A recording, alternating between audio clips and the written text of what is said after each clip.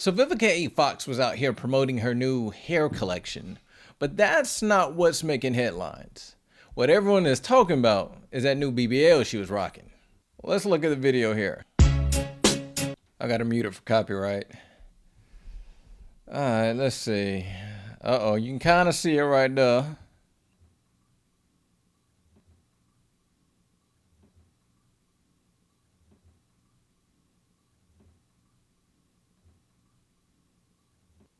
Yeah, because Vivica, she ain't never been really thick.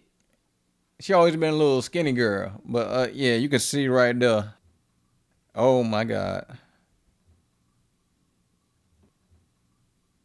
Oh, boy.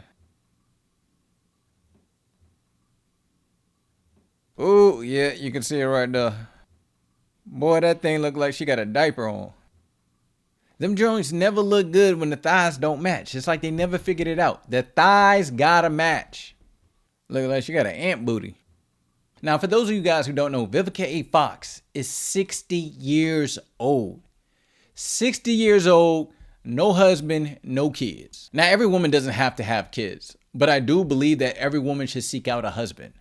Because when you have someone who has vowed to love you through thick and thin and through sickness and health, you're not out here doing dumb stuff like this. She's willing to risk getting the deadliest cosmetic surgery because she's still out here trying to compete for a man. At the age of 60, you shouldn't be competing with young women. You should be out here trying to advise young women. But when your value is rooted in your looks, now you're out here with a bad BBL looking crazy. Vivica doesn't understand that at 60 years old, your value shouldn't be based in your looks. Your value is the long relationships that you've built over this time. It should be your network, your wisdom, your ability to mentor the youth. And especially for someone like Vivica who doesn't have any kids, she should be hosting events to create community with the people around her. Not at the club with a botched BBL looking to catch a man.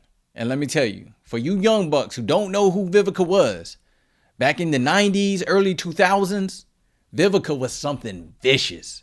There was not a man on this planet who did not want to get with that. But now she's just going outside. And all this talk about, I'm an independent woman, I don't need a man. If this is what an independent woman looks like, y'all can keep it.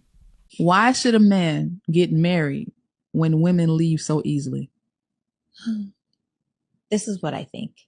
Most women are so bought into the vision of marriage that they never really consider what it means to be a wife. So then when they get into marriage and now they are a wife, they hate the role because they don't know what it is. And most times, because in society, they make you feel like you need to get married and start a family, they choose the person that they like the most. Maybe even they love the most in that moment. But marriage is not something that should be based inside of, I like this person enough. They were persistent enough. They were romantic enough.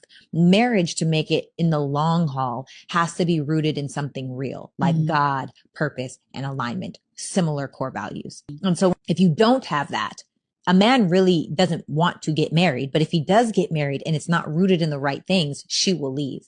So a woman is leaving if she's doing wrong partner choice. And if the man is doing wrong partner choice, if we're doing wrong partner choice, then you shouldn't want to get married. Right. But you should absolutely want to get married if you are aligned with someone rooted in God, rooted in your purpose, and submitted to the mission of alignment for your life, in my personal opinion. She didn't really answer the question. She more so explained why women leave marriages. There's not a lot of reasons for men to get married today, but men get married because they want to create a covenant with a partner that they can build with. They want family, they want love, they want intimacy, and they want the security of knowing that they have a partner who will always be there for them. Personally, I wouldn't marry a woman who wasn't raised with conservative views or religious beliefs. If she doesn't believe in submission to her husband, or if she wasn't raised with strong family values. I wouldn't marry a woman just because she loves you, because love is a feeling, and feelings can change. So one day she loves you, and then the next, she's taking the kids and half your money on the way out. Anybody heard about the new store in New York City? It's called the Husband Store. And you can go there and shop for a husband. There's 6 floors in this store. You can only visit each floor one time, though. And each floor you go up, the value increases. You may choose any item from any particular floor, but you can go up a floor, but you cannot go back down. So there was a woman who went to the husband store to find herself a husband. On the first floor, the sign on the door read, "These men have jobs." That sounded good. These men have jobs. Floor 2 says, "These men have jobs and love kids." Floor number 3 said, "These men have jobs, love kids, and are extremely good looking." Wow, she thought, this is sounding pretty good, but I'm compelled to go on to the next floor. Well, she does go to the 4th floor, and the sign reads, "These men have jobs, love kids, are drop dead, good looking, and they help with the housework." Oh, mercy me, she said, I can hardly stand it. Still, she said, I've got to go on. She went to the 5th floor. "These men have jobs, love kids, are drop dead, gorgeous, help with the housework, and have a very strong romantic streak." But she couldn't stand it. She decided she had to just find out what was on floor number 6. Floor number 6 said, "You are visitor 31,456. To this floor, there are no men on this floor. This floor exists solely as proof that women are impossible to please."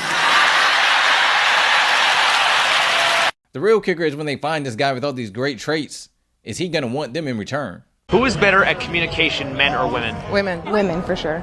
If men are worse at communication, why do so many women expect men to read their body language rather than just be direct? Oh my God. I don't know. Are men expected to be mind readers? Yes. Is there a difference between what women say that they want in a relationship and what they actually respond to? Absolutely. If so, how are women better at communication? We're not. But you just said that they were. I lied.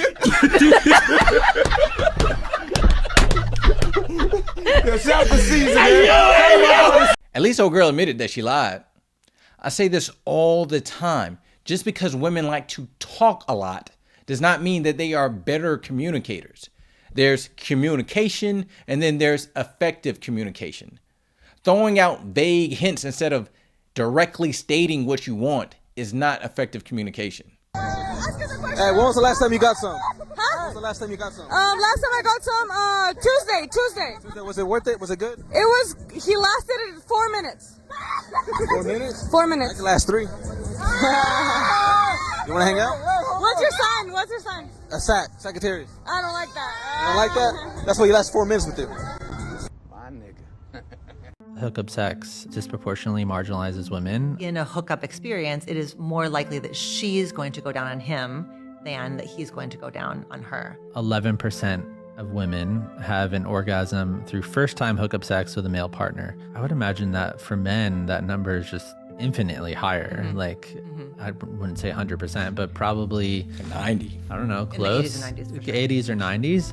Women have been deeply disempowered around pleasure, which is why I wrote my whole second book. So in a first-time hookup, she's probably not going to be like, listen, you gotta pay attention to my clit here, nothing's gonna happen for me. That also takes a kind of like a reclamation journey and a kind of empowerment and a receptive partner who understands women are willing to be sexual with men, perhaps sooner than they want to be, in the hopes that then he will start to like her. He will deepen a commitment to her. Anybody using a hookup to try to facilitate some sort of like emotional connection, for some people it seems like it backfires in that partner doesn't respect them as much. 54% of heterosexual women report that their partner respected them less after a hookup compared to just 22% of men. And so it just seemed to go along with the data that we just talked about with pleasure, where this experience is favoring men. We collectively judge men and women differently. When it comes to sex, we teach men that their worth is defined by like how far they can get with a woman, or their whatever, have a high body count, or all this bullshitty stuff. I think that keeps men disconnected from what is deeper and truer in them, which is that sex is a deeply emotional experience for them as well. I will continue to talk about how damaging third wave feminism has been to modern society. It no longer became about equal rights for women and more about women doing whatever they want without having to feel shame for it. And the sexual liberation movement was a big part of that. Just because you remove the stigma and the shame around being a hoe doesn't change the fact that it's still a bad idea. Marriage rates are dropping, divorce rates are going up, and I contribute most of that to the sexual liberation movement. Liberal women need to wake up to the fact that conservative values aren't about controlling women, it's about protecting them. Women embracing hoe culture is like flooding the housing market with free homes. It works great for the buyers, but the sellers are just getting screwed. All right, that's all I got for this video. Please let me know what points did you agree with, what points did you disagree with. Please leave your comments below and let me know what you thought. And if you want to see more videos like this, hit that subscribe button. And if you got anything out of this video, hit that like button. Disagree to disagree. I'm out.